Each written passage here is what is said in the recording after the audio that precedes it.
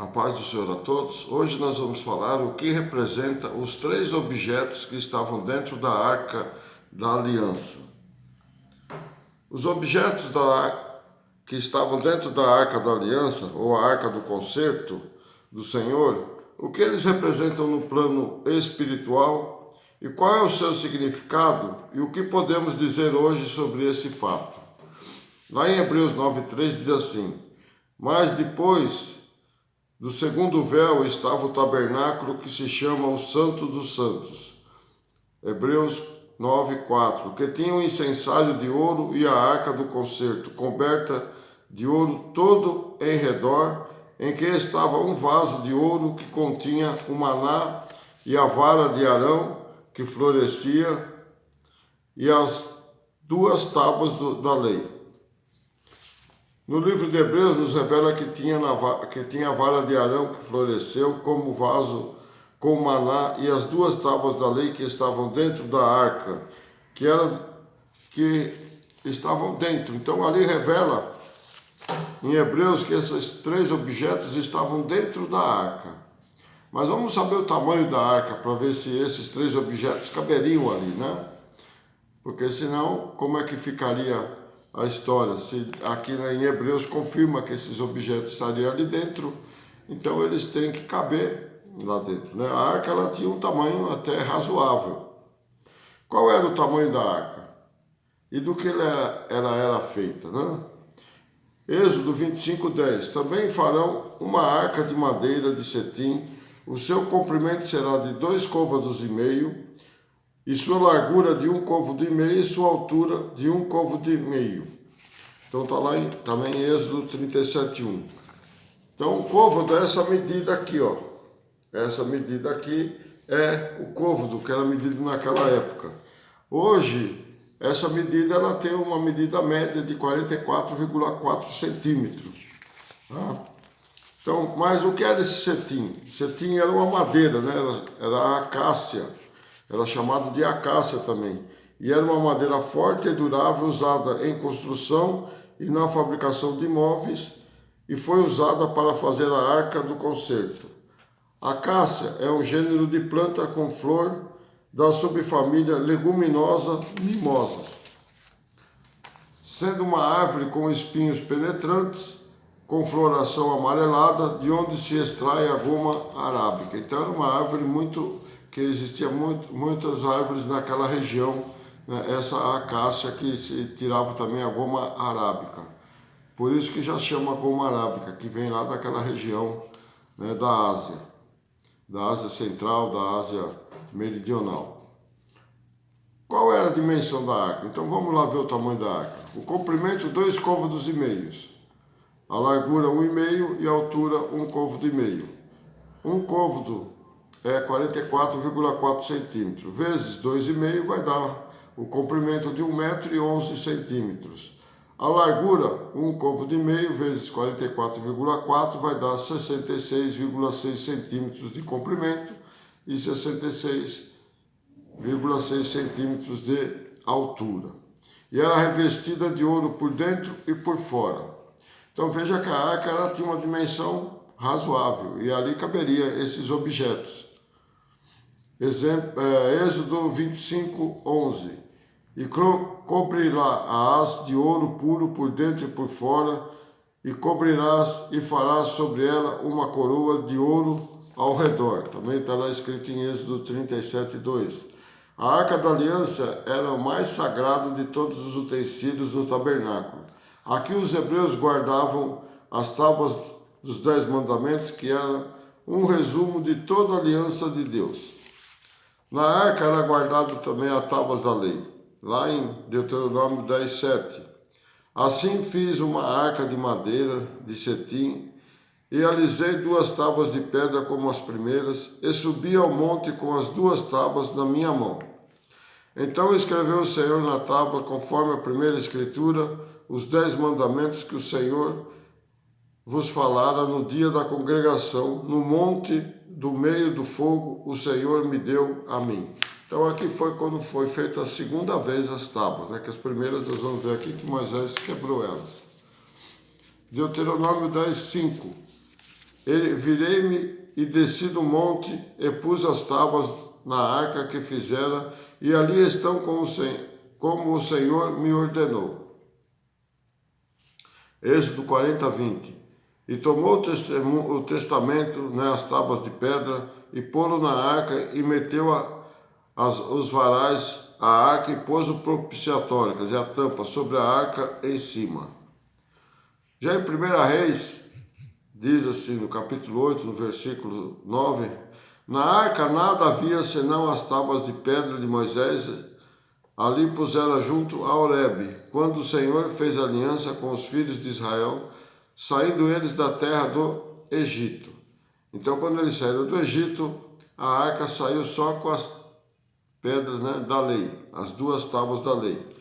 Uma referência à vara de Arão que havia florescido e o vaso de ouro de Maná já não estavam mais na arca, talvez foram perdidos ou foi roubado. Então, já quando saíram do Egito, não tinha mais nem a vara de Arão, nem o vaso com maná. Havia 3 coisas dentro da arca, como menciona em Hebreus 9,4. Qual o significado? Vamos começar a falar qual o significado das tábuas da lei. Começar por aí. É o nome dado ao conjunto de leis que, segundo a Bíblia, teria sido originalmente escrita por Deus em tábuas de pedra e entregue a Moisés. As primeiras 2 tábuas foram lavradas e escritas pelo dedo de Deus. Êxodo 31, 18. E deu a Moisés, quando acabou de falar com ele, no Monte Sinai, as 2 tábuas do testemunho, tábuas de pedra escritas pelo dedo de Deus. Então as primeiras foram escritas pelo próprio Deus e lavradas por ele também. Êxodo 32, 15. E voltou Moisés e desceu do monte com as 2 tábuas do testemunho na sua mão, tábuas escritas de ambas as bandas, e uma de outra banda escritas estavam. 32, 16. E aquelas tábuas eram obras de Deus, também a escrita era a mesma escrita de Deus esculpida nas tábuas. Moisés quebra as primeiras tábuas de pedra. Mas por que ele quebrou? Vamos lá ver. Êxodo 32, 19. E aconteceu que, chegando eles ao arraial e vendo o bezerro e as danças, acendeu-se o furor de Moisés e arremessou as tábuas das suas mãos e quebrou-se ao pé do monte, simbolizando que o povo havia quebrado o relacionamento com Deus. Foi quando Moisés ficou lá, o povo começou a falar: Moisés está demorando muito, será que ele morreu? Aí eles começaram a se perder e Arão permitiu que eles fizessem um bezerro de ouro, até ajudou a fazer o bezerro de ouro, para ver que as pessoas, quando ficam um pouquinho de tempo sem buscar a Deus, elas acabam se perdendo, Como é hoje, a mesma coisa, As pessoas se perdem porque deixam de buscar a Deus. Essas primeiras tábuas foram quebradas por Moisés pela raiva que teve ao ver o povo de Deus adorando o bezerro de ouro. Quando Moisés aproximou-se do acampamento e viu o bezerro e as danças, irou-se e jogou as tábuas no chão, quebrando-as. Então veja que Moisés ficou ali irritado com isso, Moisés manda matar os idólatras, está lá em Êxodo 32, do 25 ao 29. E novamente Moisés intercede pelo povo e pede perdão para que Deus os perdoasse de seus pecados. Êxodo 32, 28. Então veja que Deus falou para o povo: quem é daqui de Deus vem para o lado de cá, e quem não é fica para lá. E aqueles que não aceitaram a Deus acabaram sendo mortos. A falta de liderança de Arão resultou em que o povo ficasse fora do controle e vulnerável ao mal. Aqueles que tinham permanecido leais ao Senhor restabeleceram a ordem, matando 3.000 daqueles que foram surpreendidos adorando o bezerro. A resposta do Senhor veio com a intercessão de Moisés pelo povo, de que apenas ele pode anular os pecados, e apenas com o pedido deles. Então veja que só Deus pode anular, conforme nós pedimos perdão para ele, Então mostra a importância do arrependimento individual e pessoal. Novamente Deus pede a Moisés para subir ao monte e lhe dá novas tábuas dos 10 mandamentos. Então Deus fala para Moisés: não, vai lá, agora você lavra as 2 tábuas e sobe no monte novamente, que eu vou lhe passar novamente os 10 mandamentos. Êxodo 34, 1. Então disse o Senhor a Moisés: lavra-te 2 tábuas como as primeiras, e eu escreverei nas tábuas as mesmas palavras que estavam nas primeiras tábuas que tu quebraste. Então vamos lá, os 10 mandamentos. Quais são? Deuteronômio 10, 4. Então escreveu o Senhor as tábuas conforme a primeira escritura, os 10 mandamentos que o Senhor vos falará no dia da congregação, no monte, no meio do fogo, o Senhor me deu a mim. Então vamos lá, em Êxodo 20 fala desta maneira: não terás outro Deus diante de mim. Então aqui começam os 10 mandamentos. Não farás para ti imagem de escultura, nem alguma semelhança do que há em cima nos céus, nem embaixo na terra, nem nas águas debaixo da terra. Não te encurvará a elas, nem as servirás, porque eu, o Senhor teu Deus, sou Deus. Mais um aqui: não tomarás o nome do Senhor teu Deus em vão. Guardas o sábado para o santificar. Honra seu pai e sua mãe.